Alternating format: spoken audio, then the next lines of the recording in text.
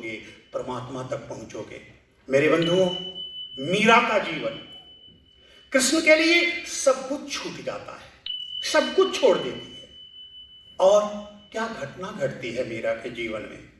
जब बच्ची होती है, कृष्ण की भक्ति शुरू होती है, एक साधु से अपने कृष्ण को लेती है और उनके पिता मर जाते हैं। फिर जो बाबा पाल पोस कर रहे हैं, उसके बाद मां मर जाती है, फिर बाबा भी मर जाते हैं।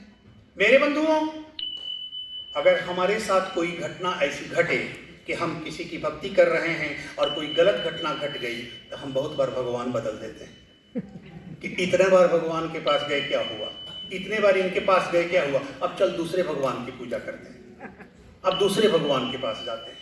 ऐ मीरा का माँ चली जाती है, पिता चले जाते हैं, पालने वाले बाबा चले जाते हैं, मीरा कृष्ण से दूर नहीं हो रही है।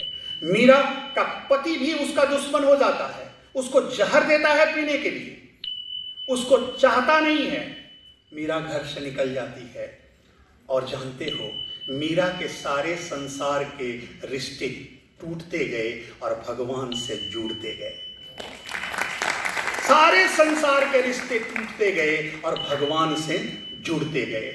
मीरा इतनी जुड़ी कि एक चीज देख लेना, भगवान के अंदर शरीर के साथ चली गई। शरीर भी नहीं छूटा, शरीर भी इतना प्योर हो गया, शरीर भी इतना पवित्र हो गया कि वह भी नहीं रहा, वह भी परमात्मा ने उसको भी स्वीकार कर लिया।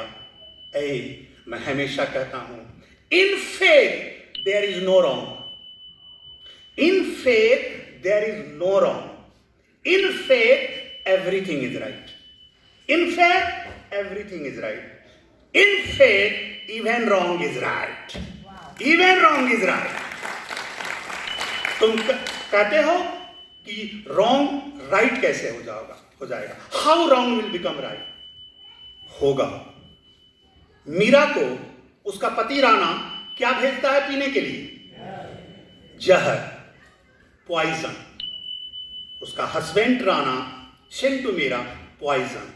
मीरा फेथ में होती है, कृष्ण के फेथ में होती है, कृष्ण के भक्ति में होती है, कृष्ण के विश्वास में होती है, और मीरा उस पॉइजन को, उस जहर को नेक्टर समझकर, नेक्टर मानकर, उसको अमृत मानकर पी जाती है, और मीरा जहर पीकर अमर हो जाती है और राणा जहर पिला के मर जाता है।